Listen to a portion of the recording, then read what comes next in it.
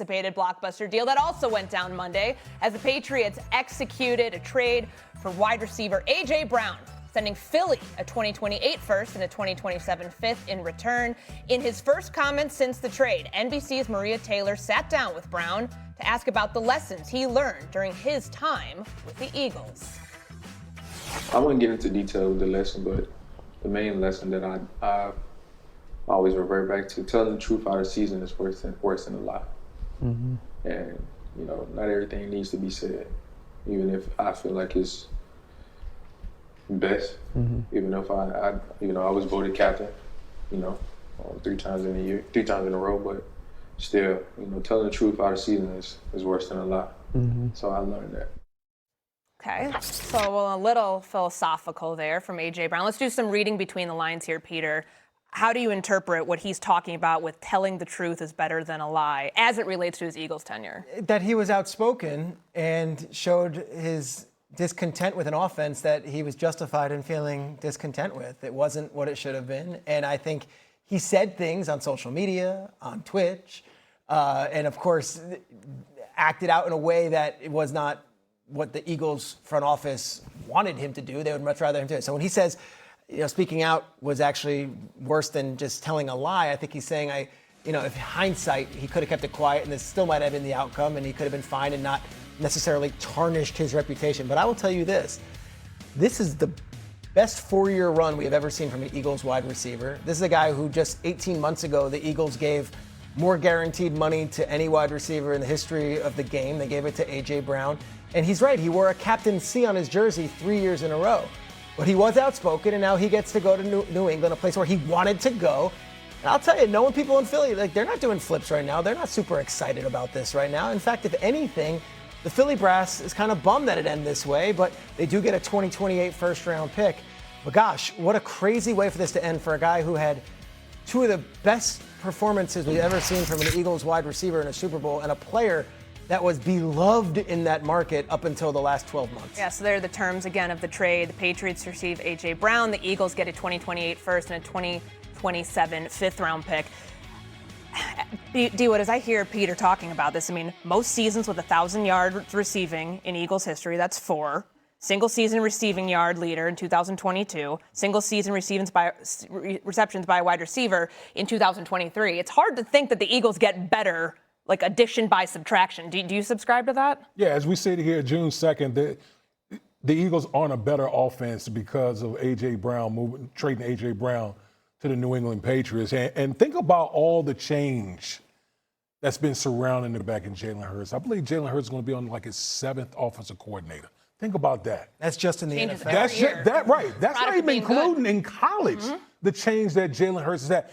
Think how hard it is to overcome all that change. The reason that players are good is because of continuity within the coaching staff, the personnel around them. Jalen Hurts is going to have to overcome another change because this offense is going to be drastically different than what Jalen Hurts has been used to operating under. He's going to be playing under center. He's not going to have an A.J. Brown who, by the way, just like you talked about, Peter, this guy was a top 4 wide receiver in the game. He went on a 4-year span where he was as good as any wide receiver in the National Football League. And so the offense is going to look different. The play calling, the terminology is going to look different. And guess what? Playing in the Philadelphia market, they don't care. Mm-hmm. They don't care about the excuses. Even with all the excuses out there for Jalen Hurts, he's expected to go out there and play up to a high standard. Sure. Stephen A., you see on the screen our question here, we're turning the attention now very obviously to Jalen Hurts and how much pressure is on him after this trade happens. How do you see how Jalen Hurts is going to have to approach this 26th season knowing that his number 1's no longer there? He's going to be under immense pressure. And as great as Peter Schrager has been covering the NFL all of these years, and as great of a commentator as Woody is, I think we all know on this set right now who's the foremost expert on Philadelphia. Talk about it. That would be me. The dude that wrote for the Philadelphia Inquirer for 17 years. I covered this team. This is my city. Let me tell y'all something right now. Jalen Hurts is going to be under a microscope. And I want to say this about A.J. Brown. And I'm going to say it, it's rare that I say something like that. I'm going to say it on national TV. If nobody else got your back, bro, I do. I'm going to say that right here on national television about A.J. Brown. I think A.J. Brown, yeah, there are things he could have done differently, no doubt about it, but he's gotten a bad rap in all of this. People like the addition by subtraction. Well, what happened? A.J. Brown is sitting there playing for the Philadelphia Eagles. Before they won the Super Bowl now, he's talking about what needs to be done. And it was being ignored until he spoke up. And then that man went out there and played like a man-child and showed you he was a man amongst boys. Since he came into the league in 2019, he's a top 5 receiver in terms of what are you talking about, yards and touchdown catches, okay? 56 touchdown catches, okay? You're looking at him right now. Him and Jamar Chase, the only two NFL players with at least 1,000 receiving yards and 7+ touchdown catches in each of the past 4 seasons. This is A.J. Brown that we're talking about here. Even after they won the Super Bowl, he said, what's up with the complacency? That was last year. They ain't got nothing to do with this year.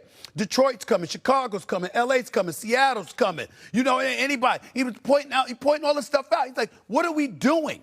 Okay, the change in bodies, the change in personnel, the change in offensive coordinators. He's like, what are we doing here? You paying me $32 million a year? Put it on my shoulders. Now, he didn't help himself when he dropped a couple of catches against San Francisco and the players. He didn't help himself with cryptic tweets. He didn't help himself sitting on the sideline and reading scripture or whatever the hell he was reading. And then you've got a situation where the CEO, Jeffrey Lurie, got to come and talk to him literally on the sideline and implore him to keep stuff private. I got that part. But he was honest, y'all. He wasn't lying about anything, which brings us back to Jalen Hurts and what the real issue is when we're talking about the Philadelphia Eagles. Peter, been covering the NFL for a long time. Woody, champion, commentator as well. You know this. You tell me the all-world receiver that's going through all of this if they completely believe in their quarterback. Tell me who that person is. Tell me an all-world receiver, because remember, it don't matter how great you are, you can't throw it to yourself. So when you got an all-world quarterback, a guy that you have complete confidence in, the last person in the world you aim any negative attention at is that man right there, because he's going to decide how you're going to get paid. He's going to decide what your value is, because he's going to decide whether you're going to get that football or not. Y'all know I'm telling the truth. The fact is, with A.J. Brown taking these positions, whether A.J. Brown wants to admit it or not, the reality is we look at a guy like Jalen Hurts, who is a Super Bowl champion and a Super Bowl MVP, who is an absolute bona fide winner.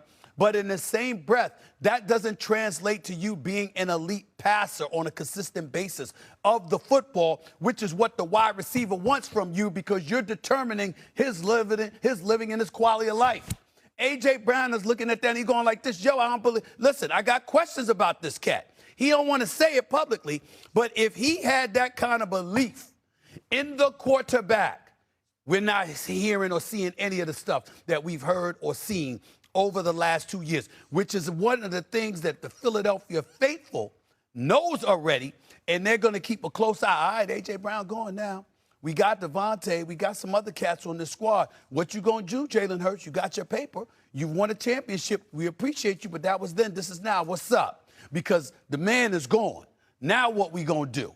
That is the question mark right there. You know he's going to be featured in New England. You know Vrabel going to make sure May gets him the football. You know that kind of stuff is going to happen, and you know A.J. Brown got something to prove because he's a dog. He ain't playing around. He coming to play. What's Jalen Hurts going to do? That's the question mark, because none of this would have happened if they were simpatico. No doubt. Hurts and A.J. Brown. I don't care what anybody says. I would add this, just to button this up. The Rams were this close to pulling off a trade for A.J. Brown in March. They backed out at the end, picks, compensation. This has been rumored since February at the Combine that he was going to the Patriots, and there were 30 other teams, and no one else swooped in and said, wait, we'll up the offer, we'll do this. So this was a very interesting trade, and it seemed like this was New England or L.A., but 30 other teams kind of watched from the side and said, let's let this thing go. Let's stay right there for a second, Peter. Let's stay right there for a second. I'm not questioning the veracity of what you just reported. What I'm saying is it makes sense. Here's the reason why. Can we be honest and keep it a buck? Maybe it's that way with the Rams because they could afford to be that way because they knew they had a cat in Matthew Stafford that nobody was going to question his ability to throw the football. Maybe those other teams, you had Kessler, we don't want that in our locker room. Why? Because you might not have a quarterback that could get him the ball to his liking, and A.J. Brown might speak up about it. I'm not saying that's advisable. Obviously, you got to keep stuff in-house and internal most of the time. I understand that. But when you out there on that football field, you running routes, you putting your body on the line, your health on the line. You doing all of that. More importantly, you open. Even when you ain't open, sometimes you still open because you a man amongst boys and you could go get it. And it's not happening for you. And Sirianni's calling plays 1 minute, and another minute he's deferring to the offensive coordinator. And another minute they both deferring to Jalen Hurts, and another minute Jalen Hurts is deferring to them. All of this other stuff, that's a bunch of noise to a wide receiver. You ain't trying to hear that. Get me the damn ball. These are wide receivers we talk about. Am I right, Woody? These are wide receivers we talk about. They ain't trying to hear that. They ain't trying to hear all that drama. Get me the damn ball. That needs to be the storyline, not all this other stuff. And it will be, because this is a passing offense that ranked 23rd last year. So everybody who's left in Philly as A.J. Brown moves on is going to have to figure out the solutions to figure